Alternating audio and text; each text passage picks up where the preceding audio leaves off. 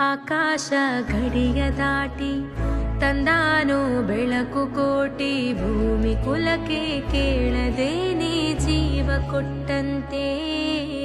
ಕಣ್ಣ ಕಾಯೋ ರೆಪ್ಪೆಗವನೇ